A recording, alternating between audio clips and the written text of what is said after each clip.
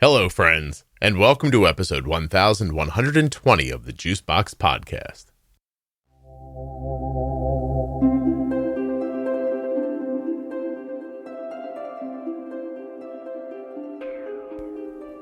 Mitchell is 33 years old. He's had type 1 diabetes for 19 years, diagnosed at 14 years old, and he had a heart attack when he was 26.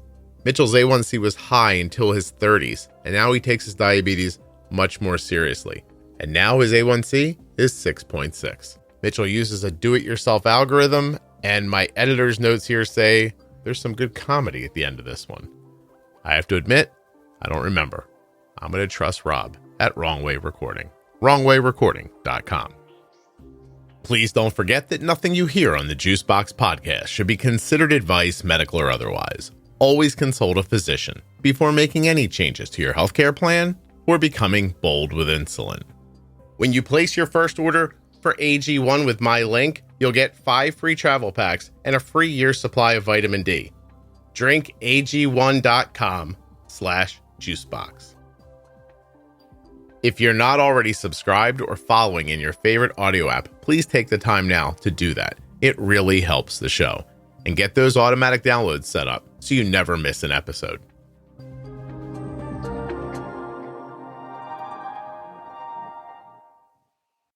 This episode of the Juicebox Podcast is sponsored by the insulin pump that my daughter wears, Omnipod. Learn more and get started today with the Omnipod DASH or the Omnipod 5 at my link, omnipod.com/juicebox. My name is Mitchell, and I've been type 1 diabetic for 19 years. How old are you, Mitchell? 33. 33. You were 14. 14. Yeah. Wow. How about that? Okay. Interesting age. Any other type 1 in your family? No, not that I'm aware of. Do you have any other autoimmune issues? Nope, not that I'm aware of. Not that I'm aware of. Well, I don't know. Long down the family tree, I don't know. About that, but how about you yourself? No, me, no. Okay. All right. So you're kind of an island in this family. Is it a big family or not really? Medium, I guess. Not huge, but not small. That is definitely what medium means. Perfectly.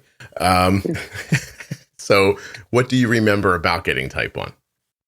I remember I was in grade 8, and I was supposed to play in a band concert because I played the saxophone. And my dad was like, "You're not going?" And I said, "Okay." And because I lost a bunch of weight, I was so thirsty, the typical signs. And so I had a doctor's appointment after school one day, and they had to chase me around the doctor's office to poke my finger. Then I ended up in the hospital for 2 weeks at Children's Hospital. And yeah, Wow. That was my 14th birthday present from the world. It was 5 days after my 14th birthday. They kept you in there for 2 weeks. Were you in DKA? Yeah, I believe so. My blood sugar was like 28 or something? Okay. Your blood sugar. Where do you live?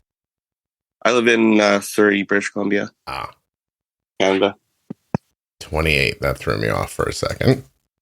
All right, I'm looking here. Hold on one second. I have on my website a A1C and blood glucose calculator conversion tool. It's free. Anybody can use it.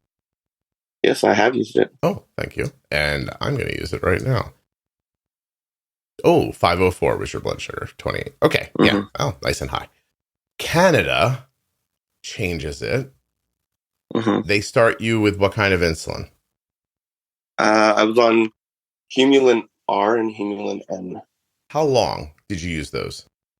Oh, gee, probably 8 years. Wow. Okay. What was the first change from that to what? What was your next step? I went to Apidra and Lantus. Apidra and Lantus. How about that? You might be the first person who's ever said to me, I went to Apidra. I'm not kidding. Yeah, I am not kidding. I don't. Arden uses Apidra. We love it. We've used it for years. I do not hear a lot of people say we use Apidra. Yeah, no, I've thought anything's better than Humulin R and N, but I thought it worked well for me at the time. Yeah. What are you using now? Humalog U200. Oh, did your needs go up? I've used Omnipod, so the regular strength was not allowing me to use the pump for the full 2.5 to 3 days, whatever. So my endocrinologist was like, well, we can do this. And I was like, perfect. That's for me. Beautiful. How long have you been doing that? Just maybe a year and a couple months I've been on a pump. All right. So what's it like growing up with an older management system? I mean, I'm assuming you were just shooting once or twice a day. Is that about right? I was actually injecting like 4 to 5 times a day. Really? At meals? Yeah. So I do my, because I split my long acting.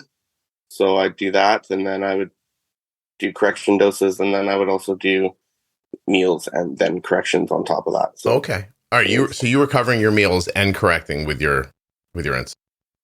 Yeah. What were your outcomes like? How were you tracking your health? I was using the Dexcom app to enter in my insulin and what I've been taking. But other than that, at that time, I didn't really do anything else. I wasn't really sure. This might sound weird, but I didn't really have great endocrinologists through my years. And finally, I do have one who actually explains things to me and how they will affect you. But nice. Mitchell, I don't think I was clear a second ago, so I want to apologize. You were just telling me about your care with Apidra, right? Not with your first insulins when you were first diagnosed. Correct. Okay. Sorry about that. I wasn't clear. I realized that as you were answering. I'm like, I didn't ask that correctly. So that's 8 years in. You're like 22 when you start doing that? Yes. Okay. Prior to that, in the beginning, then you were just shooting like twice a day? I think I'm trying to remember how I would take it. I think I would do it was like 10 units of Humulin N, and then I think it was like 10 and 10 I would take. Okay. At each, like in the morning and then at night. So back then, how were they measuring your success? Was it an A1C or was it just? Yeah, A1C. A1C. Do you know what they were? Do you have any idea? I don't know exact numbers, but I know they weren't great. I was over 10 for sure. Most of my diabetic journey. Yeah. Wow. From like 14 into your 20s. Yeah, actually into my 30s. So. Oh, okay. You're just coming around. What did doctors say to you as a child? Like, what's your, like, I know you're not going to remember the words, but what's the enduring feeling that you had going to a doctor's visit? It was, if you don't get your A1C under control, you're gonna die, or you're gonna, lose some limbs or all that kind of thing. That's what my first endocrinologist said to me. Do you remember what that did to you? Do I remember what? Sorry, say that again. Those words from the doctor, how did they impact you? Today's episode of the Juicebox Podcast is sponsored by Omnipod. And before I tell you about Omnipod, the device, I'd like to tell you about Omnipod, the company. I approached Omnipod in 2015 and asked them to buy an ad on a podcast that I hadn't even begun to make yet. Because the podcast didn't have any listeners, all I could promise them was that I was going to try to help people living with type 1 diabetes. And that was enough for Omnipod. They bought their first ad, and I used that money to support myself while I was growing the Juicebox Podcast. You might even say that Omnipod is the firm foundation of the Juicebox Podcast. And it's actually the firm foundation of how my daughter manages her type 1 diabetes every day. Omnipod.com/juicebox. Whether you want the Omnipod 5 or the Omnipod DASH, using my link lets Omnipod know what a good decision they made in 2015 and continue to make to this day. Omnipod is easy to use, easy to fill, easy to wear. And I know that because my daughter has been wearing one every day since she was 4 years old, and she will be 20 this year. There is not enough time in an ad for me to tell you everything that I know about Omnipod, but please take a look. Omnipod.com/juicebox. I think Omnipod could be a good friend to you, just like it has been to my daughter and my family. It made me not want to go there. And I was just like, yeah, I'm not going. So I didn't go back to him. I went we found a different endocrinologist, and then she wasn't much better. She basically spent 5 minutes with you and see you later. And it's like, well, what did you learn about me or how to help me? So. Wow, that's terrible. And was this a parent went with you, I imagine, but My dad, yeah. do you remember like then how that impacted him and what he then said to you? And, basically called the first one asshole as well. So my dad wasn't happy, but yeah, you gotta wait through the public medical system to find another one, right? So it takes some time. So your dad knew enough that wasn't helpful what the doctor was saying. Correct. All right, so he was on your side. Yeah, that must have felt good at least. It's interesting, isn't it, that someone would say to you, "You are in a predicament, and if you do not get out of this predicament, I might cut off one of your limbs." Like, that's a pretty crazy thing to say, and then not follow up that statement with, "Here's how we're going to get out of the predicament." Just you, exactly. You, 15, 16, 17, 18, 19, 20-year-old Mitchell, you go out in the world and figure it out. That was it. Yeah. Yeah. Do you think they didn't know? I don't know. I mean, I feel like if you're an endocrinologist, you should know. Hopefully, probably know what you're doing. Our conversation is happening on a really strange day, Mitchell, because I obviously don't know where what you and I are going to talk about is going to lead. And this morning, I'll share something with you, and you'll be the only one who knows about it for 6 months. How's that sound? It'll be you and me. We'll have our own little secret. Perfect. Jenny and I are going to make a series that I am thinking I'm going to call Grand Rounds. And we are going to build a syllabus about how we would teach doctors to talk to people with diabetes. So that's a brilliant idea. I figured nobody better than Jenny, right? Like, she does it all day long. She helps people constantly, much, and with a ton of success. And then, I'll do like that thing where I come in and I'm like all folksy and I make it easy to understand. Perfect. Mitchell, that's my part in this. I go, "Oh, is what you mean this?" Then everybody goes, "I just heard something really technical followed up by a dummy who made it simple to understand." I'm the dummy. So I guess, yeah. I'm the little doll. It takes multiple people to have, make it explainable, right? One person can explain it, but do people understand it? Yeah, well, to give you an idea that, Jenny and I are talking about this obviously privately at the moment, but I'm also looking for input from listeners. And so I posted on my private Facebook group 1 hour ago. Okay. It's a post that you won't be able to find 6 months from now when you're listening, but that's not the point. Here's the point. All it says is Grand Rounds, Juicebox style. What do you want your doctor to know? What do you wish your doctor would have told you? What doesn't your doctor know that they should? I'm putting you in charge of Grand Rounds. Your comments may be used in an upcoming Juicebox podcast series. 1 hour ago, it has 42 comments already. 42. Yeah, I can see that. Yeah, because people know. They know what they weren't told. And they know where that lack of information led them. So they're the exact right people to ask this question to. So you're going to ask the questions of them. Jenny and I are going to put together kind of a syllabus, and then we're going to meld the two kind of collections of information together and then put them into conversational form. So hopefully doctors will listen in their cars or laying in their cots or whatever they do when they're learning to be doctors. So anyway. Yeah. Well, that's a great thing to do. Hopefully they utilize it. Yep. And in Canada, they speak Canadian and American. So they'll be able to listen too. Perfect. Yes. Once in a while during this series, I'll go, "Oh," and that way I'll keep everybody engaged. I'll just throw in an A, or I'll bring up ice hockey. And people go, "Oh, Okie. I love Okie." And then that'll be it. That's how I'll take care of it. There you go. Yeah. I got it all figured out. Don't worry. Okay, so I'm going to fast forward you a little bit in your story.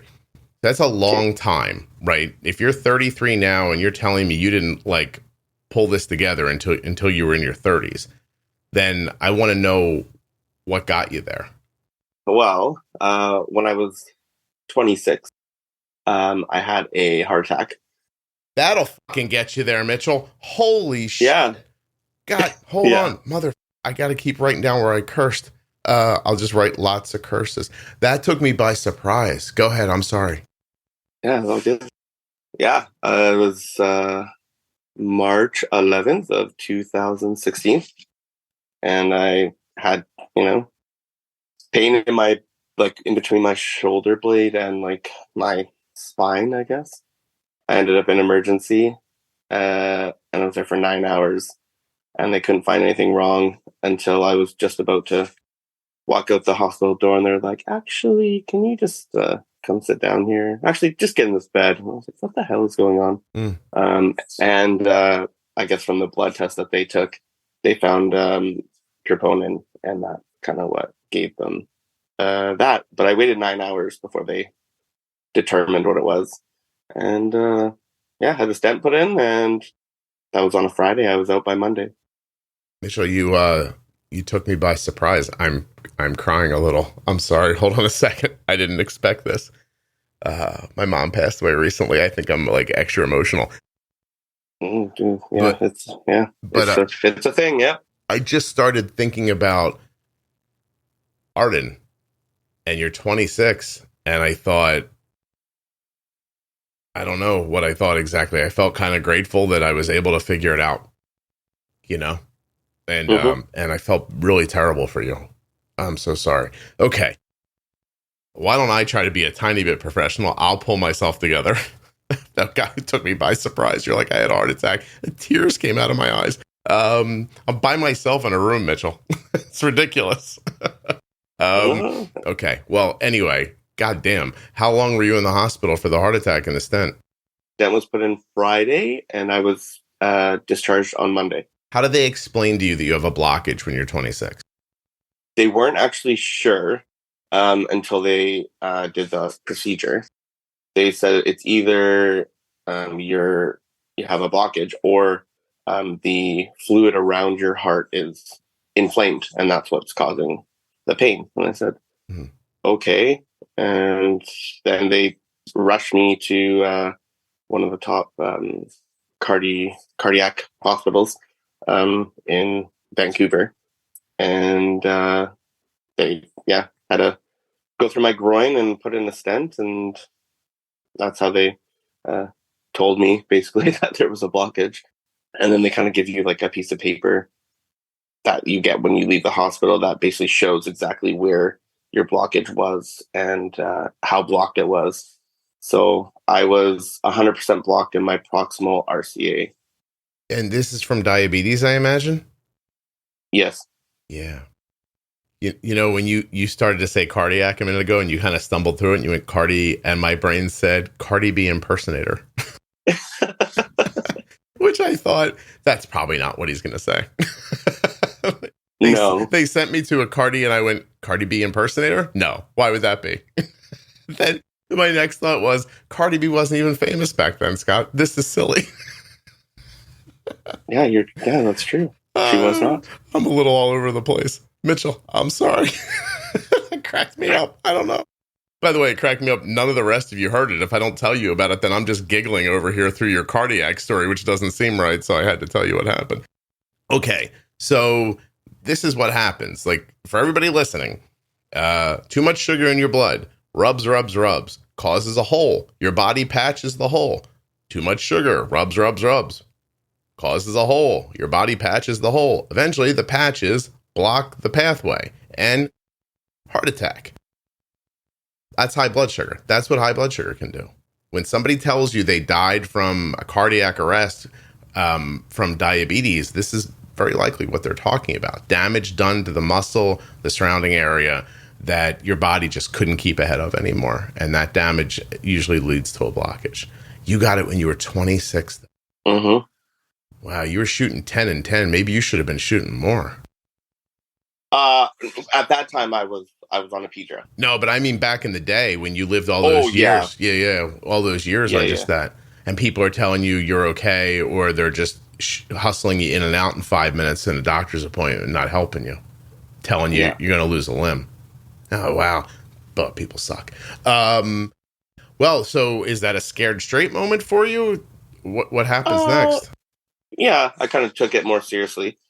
I tried to,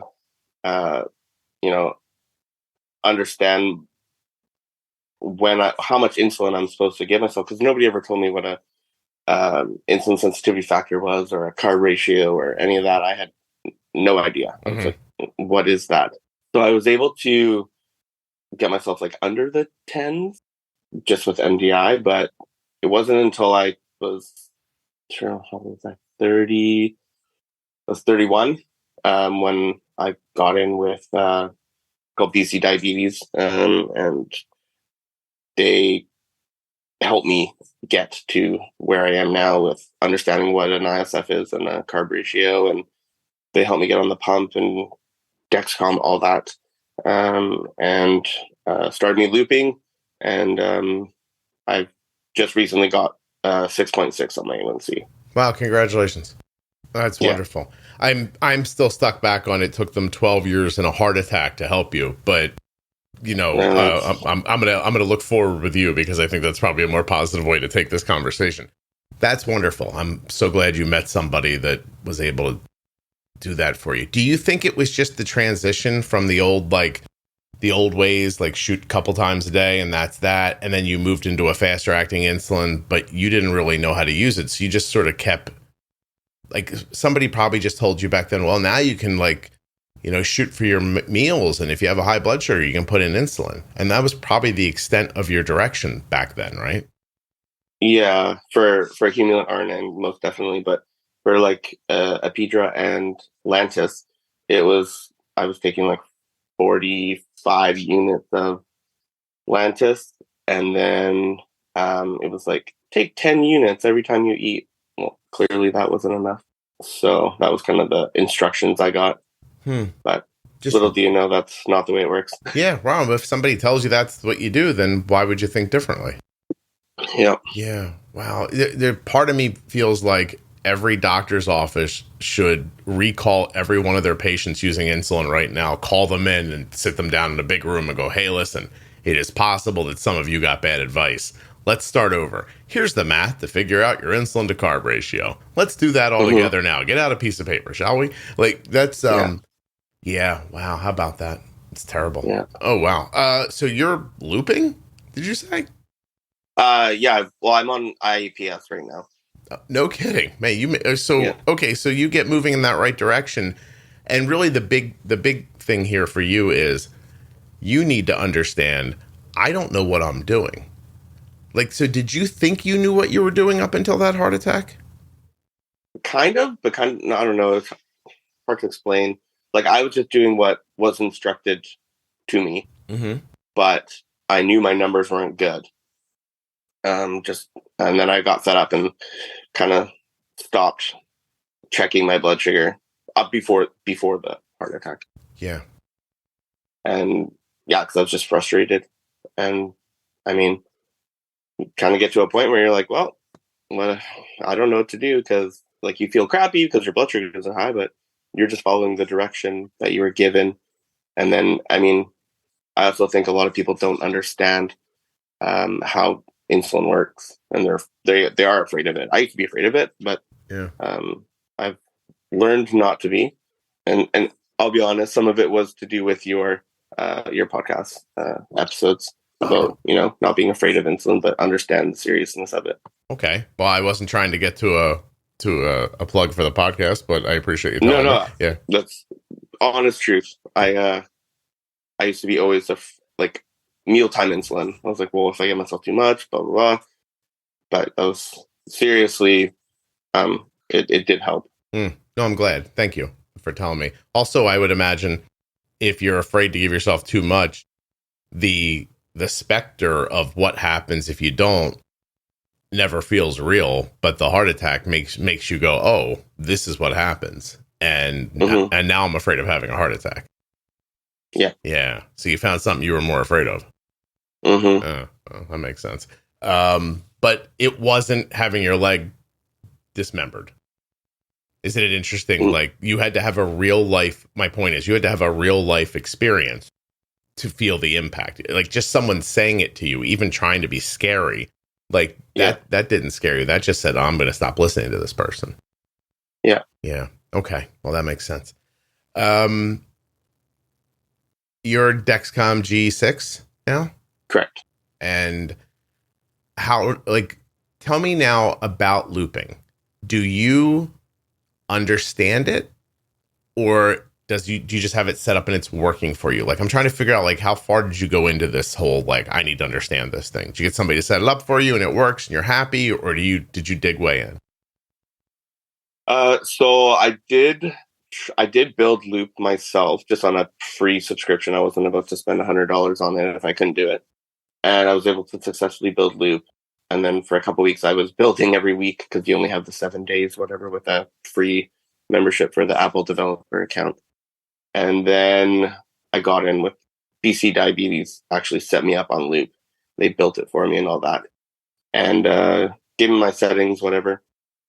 And then they were like, came out with supporting IAPS, I guess was free APSX.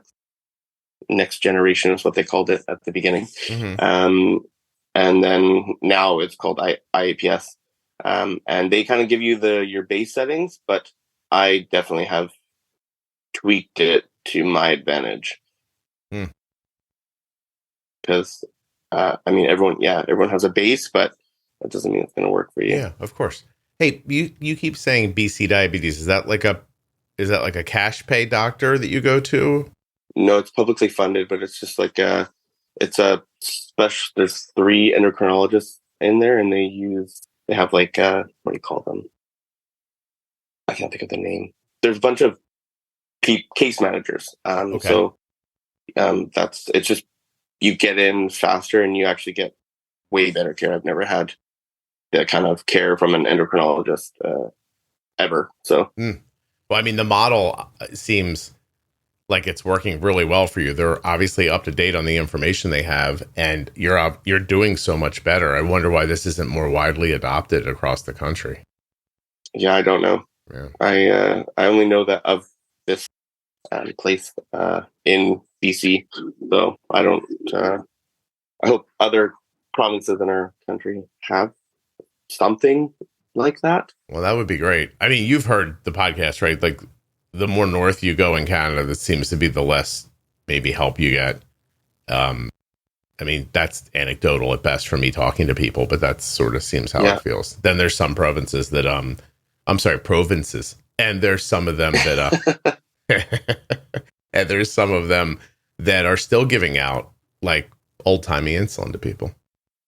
Yeah, I don't understand it. There's so many other insulins that are way more advanced, I guess you would say. Yeah, for sure. No, they work faster. They're getting closer to actually being faster acting insulin. And yeah. I mean, it's a modern way of managing. Like, I don't understand why somebody would be handing out what you got. I mean, listen to what happened to you. You know, so, and you found somebody who knows how to explain it to you. And now look what happened. Did you say 6.6 A1C? 6.6. Yeah. Oh, wow. It's so good. Great, man. That's really great for you. Mitch, are you married? Do you date? Do you have a person in your life? Actually, I just got married a month and a couple weeks ago. Oh, congratulations. Thank you. No kids, no pets. How do the weddings work there? Did she ride in on a polar bear, or how do you do it? No, she walked down the aisle like normal. No, well, it's boring, but okay. Snowmobiles with tin cans tied to the back when you left? Anything at all? Canadian? No, nothing. We weren't very Canadian that day. Did anyone get stabbed at the party afterwards? No. Way to let down the country. Yeah, someone's got it, right? Yeah, right. Got to break away, go your own way. Still, a stabbing would have been nice just to keep it Canadian. I think it would have been like, just an upset fight in the corner between two people. Even a butter knife would have been all right for me. Anyway, I haven't mentioned that in a while, but people in Canada stab each other. It's the preferred way of fighting. I wouldn't. Yeah, I don't know. Not there where I live. It's usually guns, to be honest. Oh, wait, you're out west, right? Oh yeah. Yeah. I'm very far west. You're like, we're very Americanized. We shoot people here. Yeah. Wow. Anyway, most of the there's this great. I haven't said this in a while. There's this I don't know if it's a Twitter account called Scan BC or Scan something. Yes. Is that it? Scan BC. Yeah. And it just like it does like these things that happen with the police. I don't know if you guys call them police or if they're Mounties, or I don't really care. But they're overwhelmingly filled with stabbings. It's just, that's how I feel about it when I see it. It's just always people are just like, there's like, and then I imagine like the voice on the radio, you know what I mean? And they're saying things like Provence and, it's happening behind the Tim Hortons, and he stabbed him. And like, that's... Listen, I'm just impressed you know what Tim Hortons is. I know everything. Don't worry. I love Canada. I've never been there, and I'll never go. But I'm enamored with it. Why? I don't know. How am I going to get there? You guys don't let people out when they come in. Or you don't want to leave when you come in. Oh, okay. Trust me, someone's going to drag my ass to Canada at some point, so I'll be there. And then I won't make any of these stupid jokes or do any of those bad impressions because somebody will stab me probably. No. Your new wife. How long did you date her before you got married? 4.5 years. Okay. And how much does she understand about your diabetes, and how much of your transformation has to do with you dating her?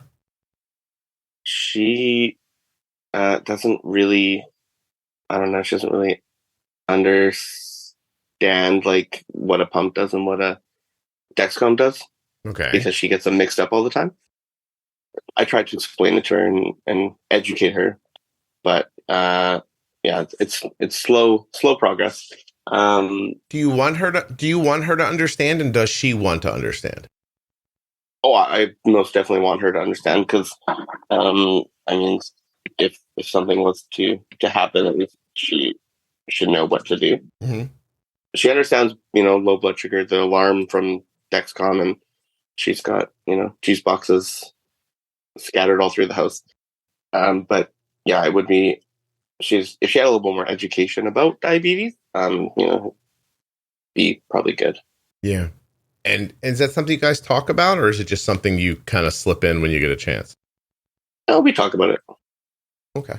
And she's open to it. She's just having a little trouble picking it up. It's like, I did tell her to listen to your podcast because it would help her understand this, but she just hasn't got there yet, which is fine. I'm okay right now. So yeah, no, that's great. I was just interested. I'm always interested in how people share it with significant others. Actually, Yeah.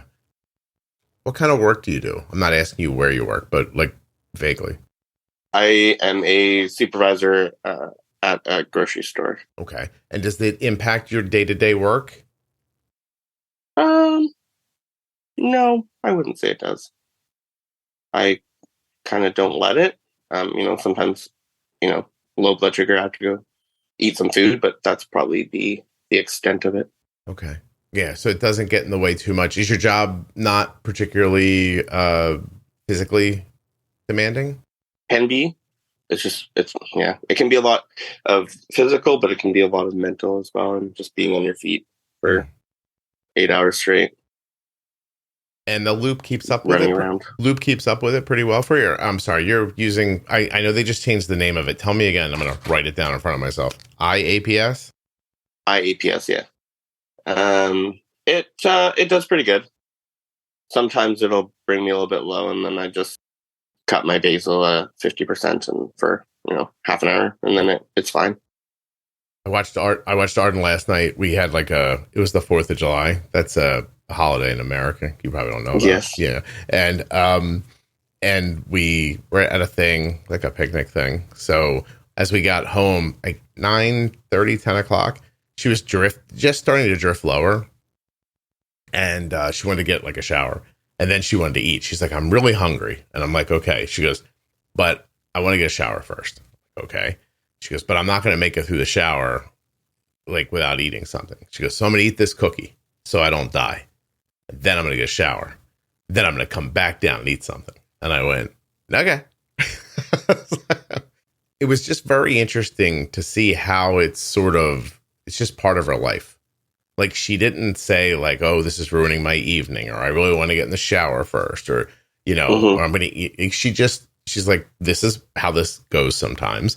I'm not going to let it stop me from doing the things I need to do. But I'm going to do this thing first I need to do. And she didn't want the cookie. Like, she wasn't looking for a cookie. And she's like, but I'm just going to eat this. Not going to die. I'm going to take a shower. I'm going to come back and I'm going to eat. Like, okay, right on. And then she just did it. Like, she's home from college for a couple of months, like during a break. And I was like, wow, I don't know. I thought it was very cool how, like, you just imagined you at your job, just, getting a little down, like blood sugar a little low and doing something, just keep going. And like kind of warms your heart a little bit to think of it happening so seamlessly. Well, you kind of have to, right? Yeah. Can't let it consume your whole day. Well, I don't know if you have to, because Mitchell, you weren't doing it before, and you just didn't know what you were doing and riding that train to like a health problem. And I wonder how many people are doing that right now who are saying, well, I don't want to have to eat a cookie before I take a shower so I can eat. So I'll just leave my blood sugar at 200 and that'll be fine. Except you mean, you're damn right. It's not, and you know better than anybody. How do you bring that up while you're dating? Hey, I had a heart attack when I was 26. I don't really remember how I told her. Like while you were watching the trailers before a movie or something like that? Yeah, I don't know. She was like, you're like, hey, tell me something about yourself. And she's like, I'm not good at remembering the difference between mechanical devices. And you're like, oh, okay. I had a heart attack when I was 26. And they're like, can I have some popcorn? So weird. It could have gone like that. I don't remember. Yeah. It's a weird thing to have to say to somebody, I guess is what I'm thinking. But you don't remember it, so maybe not. Yeah. Mitchell, you're very easy to get along with. You know that about yourself? Yeah, I guess now I feel like I. Were you not in the past? I can be a bit of an asshole sometimes. I wanted you to say saxophone snob to do a callback, but soul's fine too. Do you notice a difference in your personality now that your blood sugars and A1Cs are lower and more stable? Oh, 100%. Yeah, I'm not as irritable. I feel like I don't want to kill people as much as I used to want to. Would you have stabbed them or shot them? I don't know. Either one could be. You could have poisoned their groceries. I mean, be a lot of effort, though. You know what I mean? Yeah. You guys have like regular food in Canada, right? Like stuff like I know about. Yes, Scott. Yeah. Yes, we do. Grapes. You have grapes. Yes. Yeah. Red and green. Wow. Do you have the ones without the seeds? We do, yeah. That's insane. That's crazy. It's amazing. Do you feed them to penguins? No, right? No. Penguins are the Arctic Circle. They're not Canada. But yeah, penguins are like up north, like north. Okay. You are making me think of something right now. I interviewed this like young girl. Like, I swear I don't remember how old she was. She's like 9 or 10. She had diabetes. And she was from Canada. And she was just on the cusp of not quite understanding my sarcasm, but getting some of it. And in fairness to me, I did not know I was recording with a child that day. Like, I think the mom pulled like a bait and switch on me, but it was fine. Like, I was okay. And she, like, it got a little slow at some point where I was like, she didn't have a ton to say. And so I started to ask, like, I started realizing she was younger. And I was like, hey, real quick question. Like, you live at the place where Santa lives, right? And she's like, no. And I was like, oh, Santa doesn't live in Canada? And she goes, no. And I was like, where does Santa live? And she's like, the North Pole. And I'm like, you're not at the North Pole? And she goes, no. And like, she's just very like earnest about it, you know, like, just like, how could you not know these things? And at some point she says that there are cars in America. And I say, oh, have you ever been to America? And she goes, no. And I'm like, well, how do you know there are cars here for sure? And she goes, there are. And I'm like, are you sure? She goes, yes. And I'm like, but you've never been here. You don't really know. And as we were having that little conversation, Mitchell, I said to her, are you in a room with a closed door? And she said, yes. I said, is there a clown on the other side of the door? And she goes, no. And I go, are you sure? I don't know why.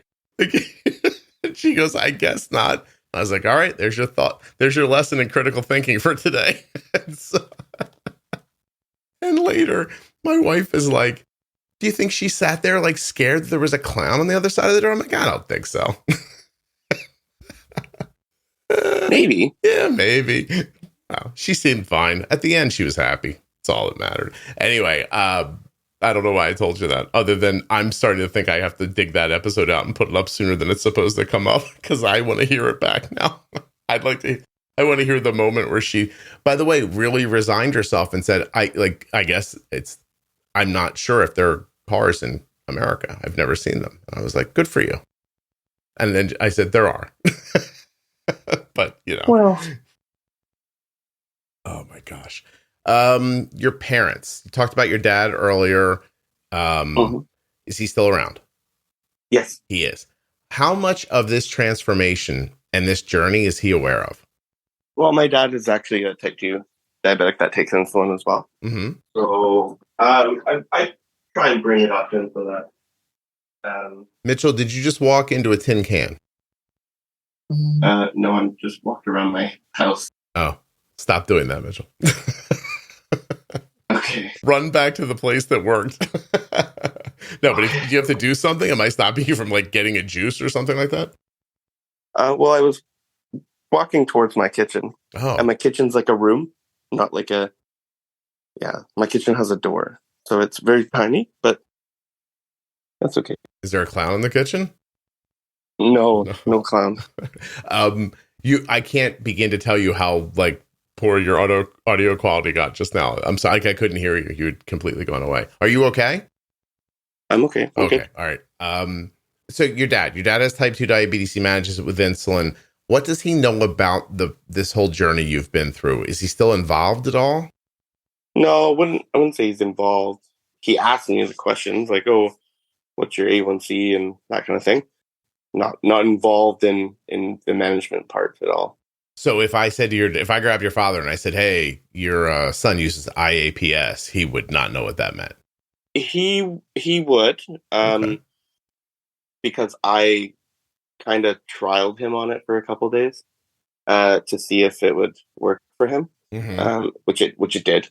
And then I recently just emailed BC Diabetes, and they set him up an appointment to kind of get on the same path because his A1C is 6.8, but it could be better, I guess. And he likes the fact that he wouldn't have to, inject multiple times a day. He can just put an Omnipod on and move on with his day, right? Do you like that he asks you how you're doing? I do. Mm-hmm. Okay. If he needed help with his diabetes, would you be able to help him? Like when PC sets him up and everything, do you think you guys would talk about it, or do you think it's not a thing you would like talk about on that level? No, we would talk about it for sure. Do you have a mom? I'm sorry. I do. Yes. Yeah. Was she involved with diabetes growing up? Not too much, because my parents were divorced. Okay. And I lived with my dad when I was diagnosed. So not too much. It was mainly my dad who had the involvement in it. I see. Does she ask you about it? Yeah, she asks me when I see her, what's your blood sugar at, that kind of thing. But not too in depth about it. Your dad understands it much better. Yes. Right. Okay. Did they have, since they got divorced, did they have other children after they were divorced? No. Okay. If you had to really think about it and talk to people who are living in a different time with their management, like what would you tell them about learning modern ways and moving forward? I guess don't settle for what a doctor tells you to do. Find out what works for yourself. It's probably the best advice I could probably give. Yeah. Yeah. I mean, it really is simple, right? Like but how do you know though, Mitchell? Like if like we all don't get as lucky as to have a heart attack and change our lives when we're 26, Mitchell. So if you don't have that heart attack, do you think your management is better now? I don't know.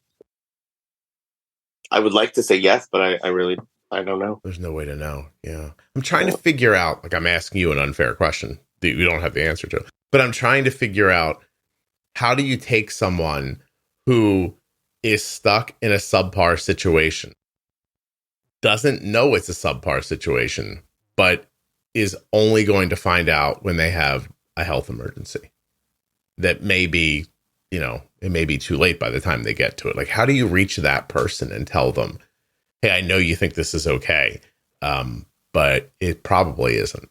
And that's tough.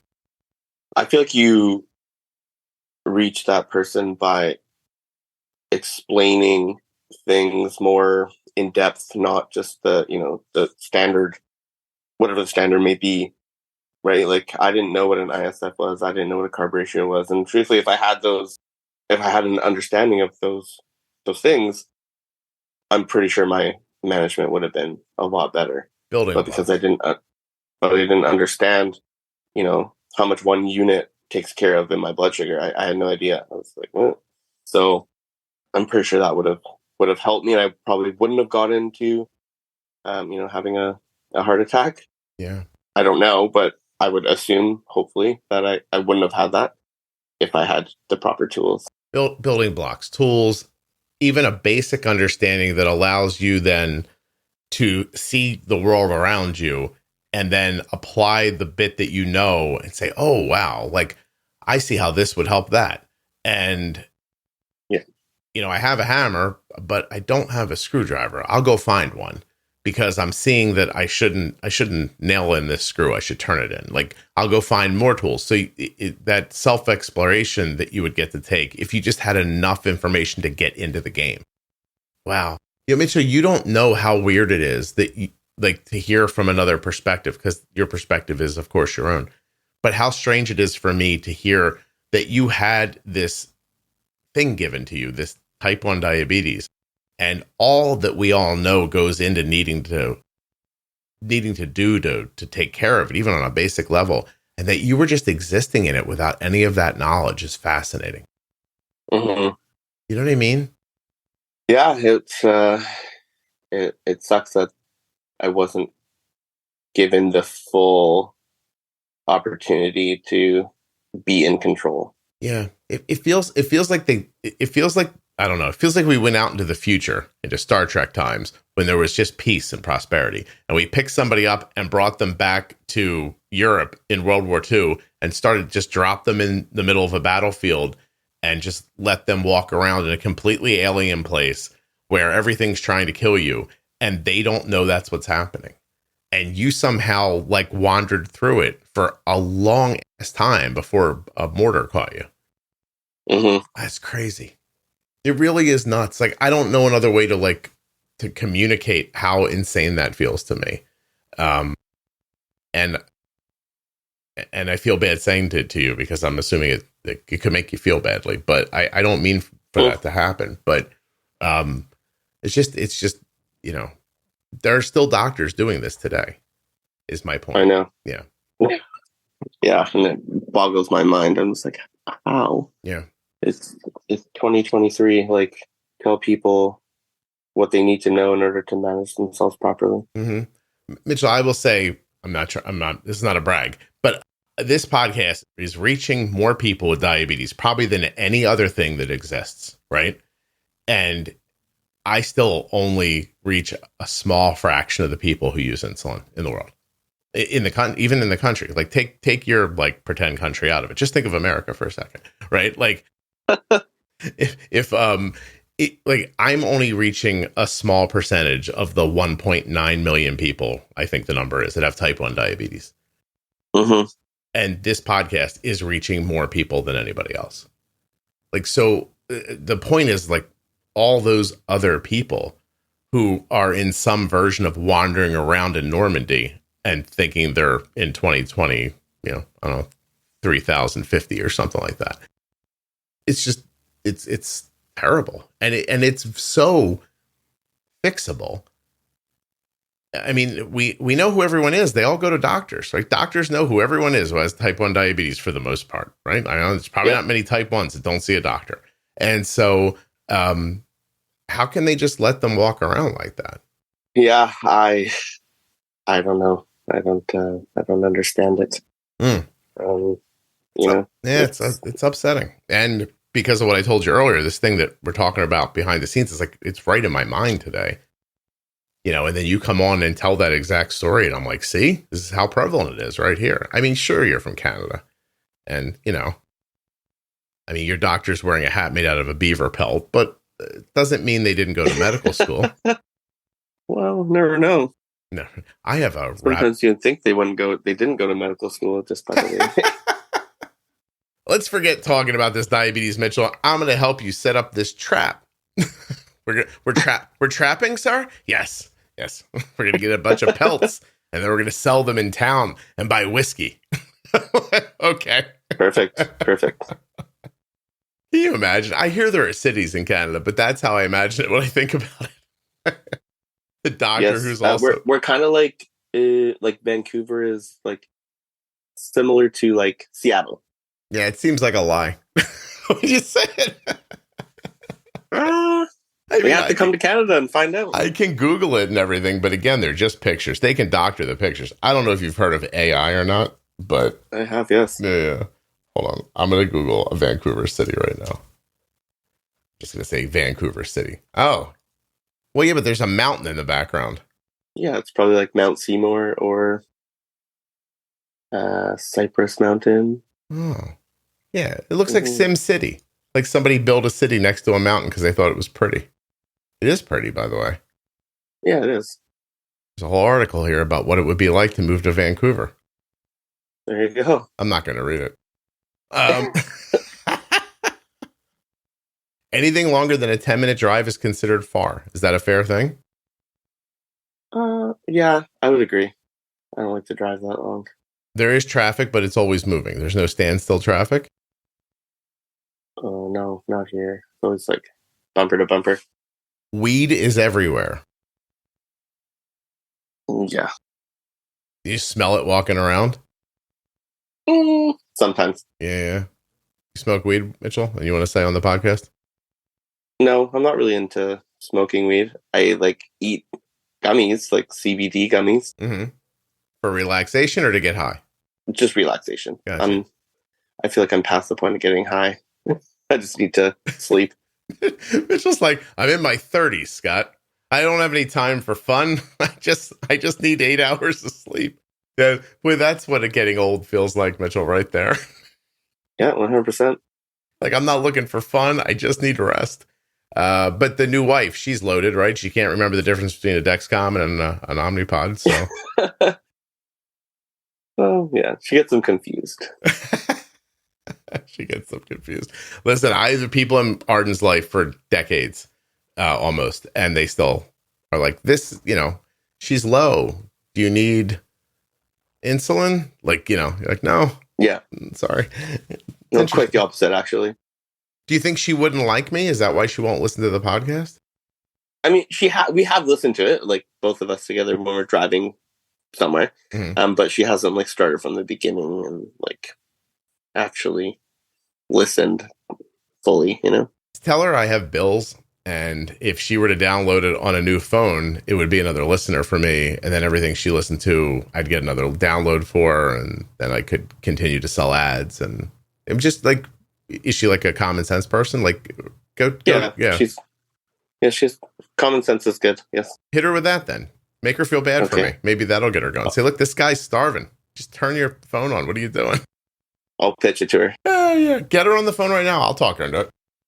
I will say something pejorative about Canada, and then I will just be like, God, no. Well, Mitchell, is there anything we haven't talked about that we should have?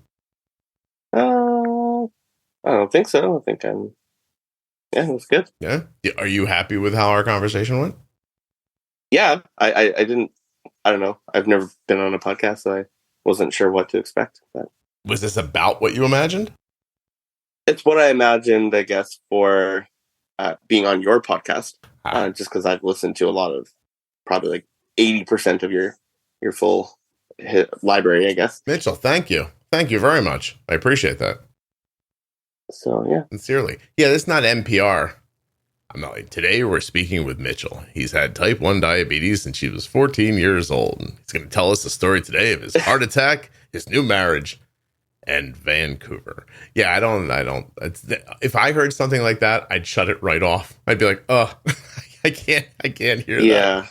Yeah. I want to. Has to have some substance to it, I guess. Yeah, a little chit chat, right? Talks about beaver pelts. I wore a rabbit lined hat once. Set my body on fire. It was so warm. A rabbit lined hat? Yeah, like, so the hat, like, it was an outdoor hat for, like, the cold. And it came from, like, I don't know where. I mean, I think my wife got it for me for Christmas because it looks stupid, and she wanted me to look stupid. That's basically where I think this purchase came from. Yeah, sounds about right. Yeah, like, you know, you're outside, like, shoveling snow and stuff like that, and you're always cold, and I never wear a hat. So I get this hat. It's like I don't know what the outside's made of. It's kind of waterproof, but the inside is lined in rabbit fur. And if you put it on your head and don't immediately go outside in the cold, you'll like overheat and pass out. Rabbits must be so warm is what I'm saying. I would hate that. Yeah, well, it's not fun. Like, even outside, you almost have to take it off. Like, it's freezing cold. Snow's blowing around all over the place. You're like, I'm too warm from this hat. Yeah, no thanks. No. It's amazing. And you look really, well, I don't know what you would look like in it, Mitchell. You might be a handsome man, but I look ridiculous in it. So, although I have lost weight, Mitchell, maybe I should try it again next winter. And it's not too far away, right? So. Oh, don't say that. I hate winter. Yeah, same. But you live in Canada. It's not cold. It's not snowing and minus temperatures for more than, half the year. All right. We do get sun and 30-degree weather. I don't know Celsius. Yeah, I just thought about that. I'm like, oh, he probably is like, what is that? I got it. Hold on. 30 degrees Celsius to Fahrenheit and 86. Okay. 86. Yeah. So like summer weather. I gotcha. If you moved anywhere, would you move within Canada or outside of Canada? I would stay in Canada. Yeah. Okay. Yeah. You're Canadian through and through. Yeah. No, God bless. I love going to America, but it's like, short trips. When you come to America, where do you go to? We go to Point Roberts a lot. We go to Seattle, or I go to Vegas a lot. So. Oh, Mitchell. Any luck in Vegas? No. So what stays in Vegas is your money? Pretty much, yeah. Oh, I've never been there. You've never been to Vegas? No, I just make this podcast, Mitchell. This is what I do. I make this podcast. And once in a while, I complain to my wife about stuff. This is pretty much it. You could find a way to do Juicebox Podcast on the road. Yeah. Do you think anybody would give a crap if I was recording it somewhere different than I'm recording it? Well, I don't know. You could do it live in the, with a real person. All right, Mitchell, I'll tell you what. If this thing hits 1 million downloads a month, this is off the top of my head, so nobody can hold me to this. If this thing hits a million, except you, if this thing hits 1 million downloads a month, the whole show, I mean, not just one episode. If one episode hits $1 million a month, you're gonna see me in Vegas, like throwing money around, like it's a rap video from the '80s. But if I get to a consistent million a month, and I'm at 500,000 now, I think it's possible that I could get sponsorship for a mobile recording thing, and maybe I could drive around and record with people in the van. What do you think? Yeah, I'm sure you'll hit 1 million downloads. Well, not if you don't get your wife in. I'll get her. I'll get her on it. Yeah, I mean, geez, I didn't want to say in line because it's not 1965, but if you get that lady that you married in line, it's not what I was going for. I just got caught in between a word, and then I was like, oh, it sounds like I was going to say, get your wife in line. Which is not she'd what kick my ass if I said that to her. Mitchell, it's not what I meant. I'm afraid my wife heard that just now. And I'm not even sure if she's in the house, to be perfectly honest with you. I'm like viscerally scared. I did this talk somewhere. I'm going to let you go in a second, Mitchell. I did this talk somewhere. I don't think they want a lot of their details out, but a big group of people, and they basically hired a shusher. So someone that if the group got loud would stand up in the front and just be like, shh, and shush everybody so that I could keep going because it was a really big group. And I turned to the girl at one point when she did that, and I was like, I am going to try that at home on my wife. And she looked at me super seriously, and she went, oh, I don't think I would do that if I was you.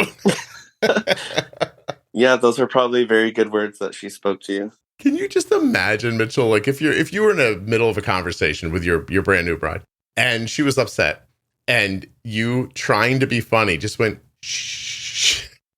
You think she'd like throw a pan at you or something like that?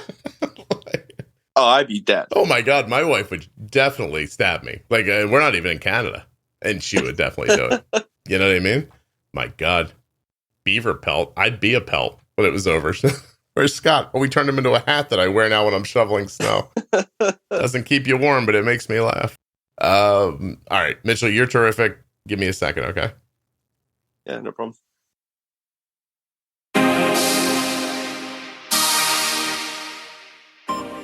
In 2015, I needed support to start making this podcast, and Omnipod was there. They bought my first ad. In a year when the entire podcast got as many downloads as it probably got today, Omnipod was there to support the show, and they have been every year for 9 seasons. I want to thank them very much, and I want to ask you to check them out at omnipod.com/juicebox.